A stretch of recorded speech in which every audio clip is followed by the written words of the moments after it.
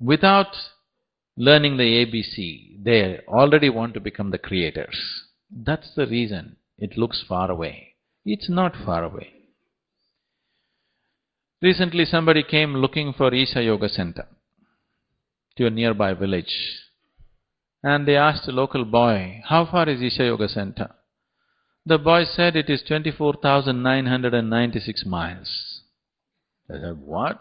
That far away?" He said, "Yes, the way you're going it is. If you turn around, it's just 4 miles.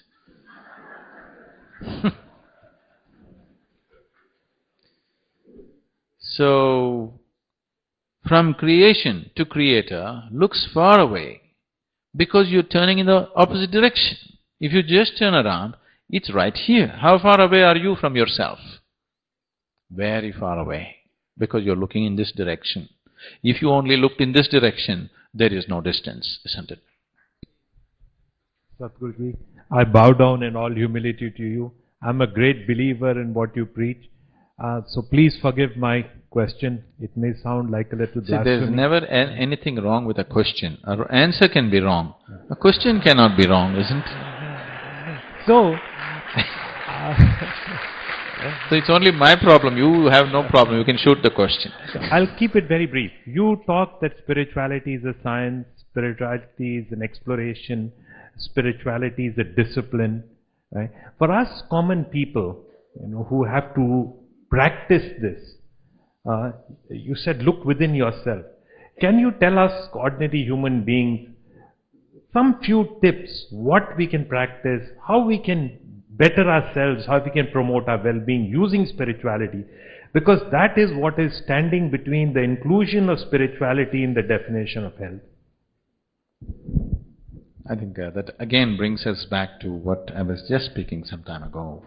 That is, see, the reason spiritual process has become a ridiculous process on this planet is because people are trying to deliver it in uncommitted atmospheres. Like we were talking about the Do Anke Barahat situation. Suppose you played it everywhere on your windscreen and when you're driving, you wouldn't have known the impact of the movie, isn't it? Because you sat in a dark room, focused, it had a big impact. So if you want to know the impact of it, I would say, if you can invest just, let's say 20 minutes, 25 minutes a day. 25 minutes a day. Does it seem like too much? 25 minutes a day you invest. In 6 months' time, every aspect of your life, in some way, if it is not enhanced, you will see, it will definitely be greatly enhanced. Just 25 minutes a day. Doing the right thing, with a proper understanding. So to get this 25 minutes into your life, I am asking, are you willing to invest 2.5 to 3 days of committed atmosphere? Totally committed atmosphere. Not out of curiosity. Curiosity is not sufficient. Curiosity doesn't have sufficient strength. I'm asking, are you willing to invest 2.5 to 3 days to make it happen for yourself? That's not a great amount of time, but even that people think is impossible for them.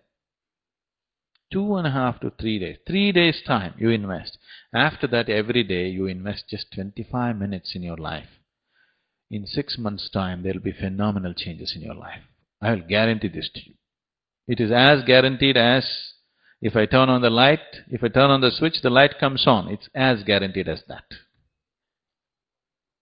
Once upon a time, or some time ago, I read a poem by Emerson, the great American poet. It was titled Brahma. I was curious. What does he know about Brahma? I read the poem and I understood he had read some of the Upanishads in translation. Sometime later, I came across a parody of this very poem, because Emerson had written about the creator and the creation being one, exactly what you are saying. But the parodist was a fan of cricket, and he wrote in his parody, "I am the bat and the ball, and the pavilion cat. How do you relate these two versions of Brahma, please? I thought you were talking about the Indian cricket team. When he asked the question, when I said yoga means union, it just means that. You're the bat and the ball and the catch and everything. To put it into more mundane terms, into what you call as scientific terms, medically scientific terms. In the recent times, much research has gone into the human brain. One particular Israeli scientist has been doing a lot of research into human brain in a particular direction. And what he found was that there are millions of cannabis receptors in human brain. Cannabis means, generally in the local thing they may be calling it marijuana, whatever. The cannabis receptors in the brain, millions of them in everybody's brain. Why is this so?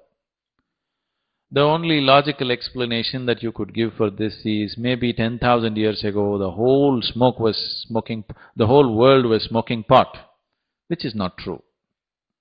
Otherwise, how did the human brain develop millions of cannabis receptors? And with much more research, he's gone into this, about 21 years of very focused research into this.